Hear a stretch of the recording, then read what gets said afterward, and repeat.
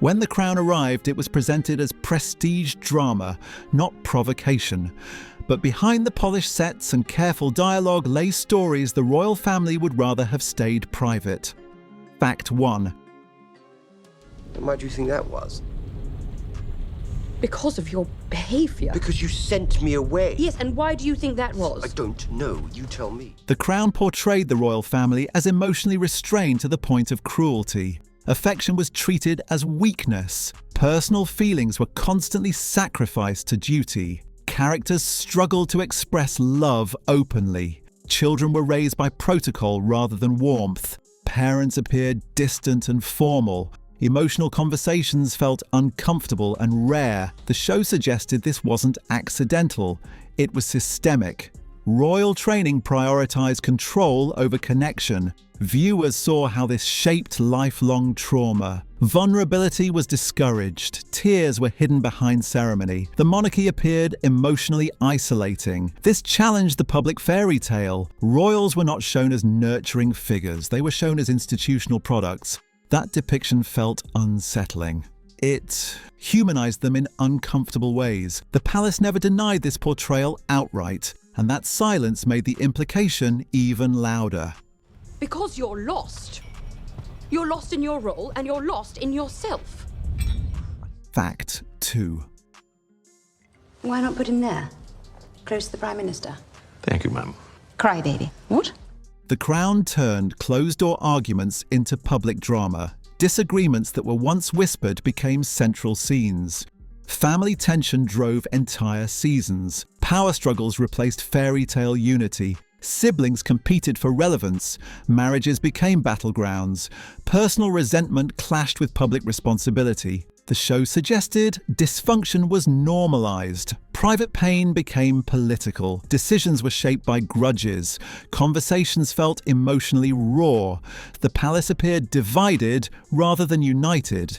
This contradicted official royal messaging. Harmony was replaced with friction. Authority felt fragile. Viewers witnessed vulnerability, not control. The royal household looked less stable.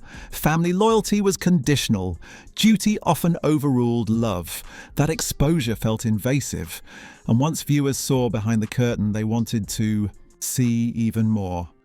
It's what he calls Winston. He and his wife have nasty little nicknames for all of us. Fact 3. Where were you today? No, well, clearly somewhere, but nowhere that would interest you. It's a lunch club. The series dared to suggest the monarchy wasn't always capable. Kings and queens hesitated. Advisors made mistakes. Decisions came too late. Crises were mishandled. The Crown showed learning curves instead of mastery. Power looked overwhelming. Leadership appeared uncertain. Royals relied heavily on unelected officials. This undermined the image of natural authority. The show implied privilege didn't equal preparedness. Mistakes had national consequences. Confidence was learned, not inherited. The monarchy appeared humanly fallible. That was dangerous television. Competence is central to royal legitimacy. Questioning it invited doubt. Viewers reconsidered inherited power. The Crown didn't shout this message. It quietly demonstrated it. Doubt crept in subtly. And subtle doubt is the hardest to silence. Future bring peace, contentment, and true happiness to the people of Northern Ireland. Fact 4. There's been a lot of talk recently about how much the world has changed since the war. The Crown portrayed royal life as restrictive rather than glamorous. Freedom was limited by expectation. Personal desire rarely mattered. Romantic choices were controlled. Careers were predetermined. Even friendships were monitored. Royals were trapped by symbolism. Every action carried consequence. Individuality was discouraged. Happiness became secondary. The show framed royalty as obligation, not privilege. Characters struggled against invisible rules. Escape felt impossible. Sacrifice was constant. The Crown demanded submission. This contradicted popular fantasy. Royal life looked suffocating. Privilege came with confinement. Viewers sympathized unexpectedly. Pity replaced envy. That emotional shift was powerful, and it reshaped how audiences viewed the institution forever. and that places like Eton should no longer be seen as the birthplace of Britain's leaders. Fact 5. We started at Mirabel and then went to the 400 and then ended up at Les Ambassadeurs. Who's we? Just Colin, Johnny, Judy Montague. The Crown filled historical gaps with emotional interpretation. It didn't just show events, it suggested motivations. Inner thoughts were dramatized, silences were given meaning, this challenged official narratives, history became subjective. The show blurred fact and feeling. Viewers accepted this version emotionally. That made it influential. The palace could not correct it easily. Denials would draw attention. Silence allowed interpretation to settle. Fiction felt like truth. Memory was reshaped visually. Public understanding shifted. The Crown didn't claim accuracy. It claimed plausibility. That was enough. Audiences debated reality. The royal version lost control of the story. And once history is reimagined, it can't be taken back. Fact 6. Having given the matter careful thought, it looks like we now have several options. The Crown repeatedly showed duty outweighing public need. Personal judgment was often overridden by protocol. Decisions were made to protect tradition, not citizens. Public opinion felt secondary. Symbolism mattered more than impact. The monarchy appeared inward-looking. Crises were met with hesitation. Emotional distance extended beyond family. The Crown showed rulers struggling to respond appropriately. Advisors debated optics instead of empathy. Action was delayed by fear of precedent. This portrayal questioned relevance. Leadership felt ceremonial rather than responsive. The show implied the Crown served itself first. That implication was uncomfortable, especially during moments of national crisis. Viewers noticed the gap between image and action. Authority felt performative. Responsibility felt abstract. And once that doubt formed, it lingered beneath every crown-wearing moment. Please. The first option I'd like you to look at would be the role of ambassador to France. Fact 7. Before you make your decision, ma'am, I believe you should be in full possession of the facts. The series stripped away fairy tale simplicity.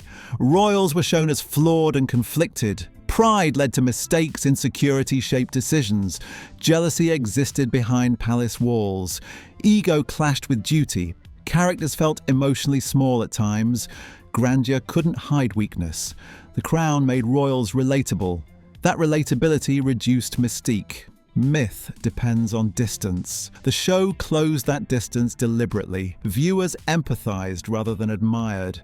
Reverence turned into curiosity. Curiosity invited scrutiny. Scrutiny weakened reverence. This shift was subtle but powerful. The palace never endorsed it, but it couldn't undo it either. And once myths become human stories, they never regain their shine. I read the Marburg files. So have I. I said full possession. You mean there's more? Yes, ma'am. Fact 8. Everything all right? Can I ask your opinion? Of course. What about? Forgiveness. Silence was portrayed as a royal survival tool. Difficult conversations were avoided, emotions were swallowed, problems were postponed rather than solved. The Crown showed how silence caused damage. Misunderstandings grew, relationships decayed quietly. Pain went unacknowledged.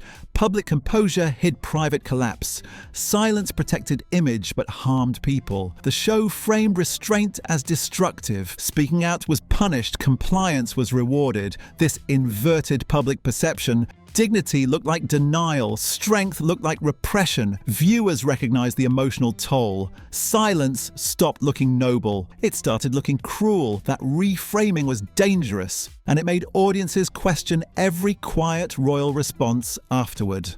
Fact 9. The Prime Minister will be relieved to be reunited with her favourite child. The series repeatedly raised uncomfortable questions. What purpose does the monarchy serve? Is tradition enough justification? The Crown showed doubt from within. Characters questioned relevance.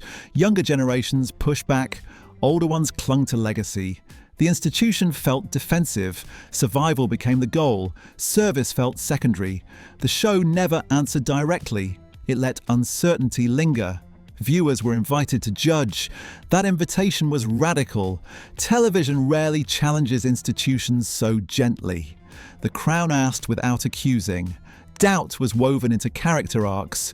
Loyalty felt conditional. Tradition felt fragile. The monarchy appeared negotiable. And once an institution feels optional, its authority changes forever. Fact 10. Go on, Geoffrey. Say it. Unloved, unpopular. We will never survive an unnecessary and unaffordable. The Crown dominated global discussion. Viewers debated truth versus fiction. Historians argued publicly. Politicians commented cautiously. The palace remained mostly silent. That silence was interpreted. Every refusal to respond became meaningful. The show shaped narrative momentum. Social media amplified interpretation. Public memory shifted visually. Images replaced archives. Emotional scenes felt definitive. The monarchy lost narrative control. Official statements felt weaker than drama. Fiction outperformed fact. The Crown didn't need confirmation. Plausibility was enough. Silence allowed speculation to grow. The palace couldn't win this battle. Engaging would legitimize it. Ignoring it surrendered ground. That dilemma was visible to everyone, and it proved how powerful storytelling had become. And I say, we will not survive not going to war. Fact 11. I guarantee you, the highest level independent inquiry into this tragedy. The Crown framed duty as emotionally destructive. Sacrifice was not portrayed as noble, it was shown as corrosive. Characters lost parts of themselves. Personal happiness eroded quietly. Duty demanded emotional suppression. Over time, that suppression became damage. The show lingered on long-term effects. Regret replaced pride. Service felt hollow. Characters questioned what they had given up. The cost was never repaid. Duty offered no comfort. Only obligation remained. This portrayal challenged patriotic narratives. Service no longer looked virtuous by default. It looked transactional. Viewers felt sympathy rather than admiration. The Crown suggested duty consumes people, and that implication cut deep into royal identity. Fact 12. That embodies and represents Australia's values and traditions. A head of state that looks like us, sounds like us, thinks like us. Change in the series was painfully gradual. Lessons took decades to absorb. Mistakes repeated themselves. Advice was often ignored. Tradition blocked adaptation. Younger voices were dismissed. Progress arrived late. Damage was already done. The institution reacted instead of anticipating. The Crown framed this as structural. Inertia was built in. Survival depended on resistance. That resistance created suffering. Characters aged under pressure. Crises felt predictable. Viewers grew frustrated deliberately. The show wanted that reaction. Slowness became critique. Time exposed weakness. The monarchy appeared outdated by design. And watching it struggle made reform feel unavoidable. As opposed to? Well, one of them, a POM. Fact 13. But you've come here to apologise, to eat your words, and congratulate me. Your capacity for self-delusion never ceases to amaze me. The Crown often placed royals behind walls. Distance defined their existence. Daily life felt abstract to them. Ordinary struggles were invisible. Privilege created blindness. Advisors filtered reality. The public appeared as numbers. Suffering was theoretical. This isolation shaped decisions. Empathy was delayed. Understanding came second-hand. The show highlighted disconnect repeatedly. Royals appeared detached, not malicious but removed. That distinction mattered. It made criticism sharper. Isolation explained mistakes, but it didn't excuse them. Viewers recognized institutional bubble effects. Power looked insulated, and insulation made accountability harder to accept. Fact 14. And now Mr. Al-Fayed has invited you to pay the renovated property, which he has renamed Villa Windsor. The Crown did not flatter its subjects. Flaws were left intact, weakness was not softened. Failures were explored, embarrassment was not hidden. The show avoided heroic framing. Royals were not saviours, they were constrained figures. Authority felt heavy, not glamorous. Image management was exposed, public relations felt calculated, authenticity felt absent.